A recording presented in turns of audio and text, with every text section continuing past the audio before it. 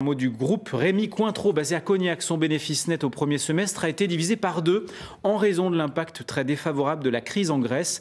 Côté bonne nouvelle, la marque de Cognac Rémy Martin est devenue la plus importante et la plus profitable du groupe grâce au marché chinois. Non au dépistage de la surdité chez le nouveau-né. La Fédération nationale des sourds s'est mobilisée aujourd'hui un peu partout dans le pays.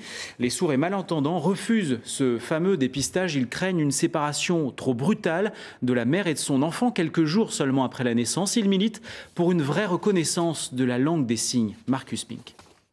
Ils veulent proposer un dépistage précoce dès le 2e jour de la naissance de l'enfant. Nous demandons qu'effectivement on prenne le temps. Si les personnes la surdité n'est pas une maladie. Les associations de sourds de la région en sont convaincus. Ils l'ont clamé sur les marches du palais de justice de Poitiers, le jour même où la commission des affaires sociales de l'Assemblée étudiait une proposition de loi visant à généraliser le dépistage de la surdité chez tout nouveau-né. Dépister effectivement la surdité des enfants, oui. Si c'est pour accompagner les familles, si c'est pour donner précocement à ces enfants une langue, pour nous, l'idée de précaution, on va dire, serait donner de la langue des signes tout de suite à ces enfants et après de laisser le temps aux parents de peut-être aller vers l'oral, peut-être aller continuer sur le bilinguisme. La proposition de loi divise les sommités médicales car elle va à l'encontre de l'avis du Comité national d'éthique.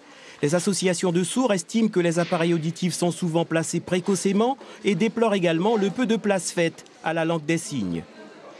En février 2005, vous savez que la loi disait que les parents avaient le choix entre la langue des signes et différentes méthodes de communication. Là, actuellement, on manifeste parce que cette loi n'est pas respectée. Cette proposition va à l'encontre de cette loi. Le dépistage précoce de l'enfant à 2 jours. Bien qu'il n'existe pas en France de statistiques officielles sur le nombre de personnes sourdes, le ministère de la Santé estimait en 2005 qu'un nouveau-né sur 1000 souffrait de surdité congénitale. Et comme chaque mardi soir dans cette édition, place maintenant à la chronique justice avec Marie-Noëlle Missud. Bonsoir Marie-Noëlle. Bonsoir Florian. Vous nous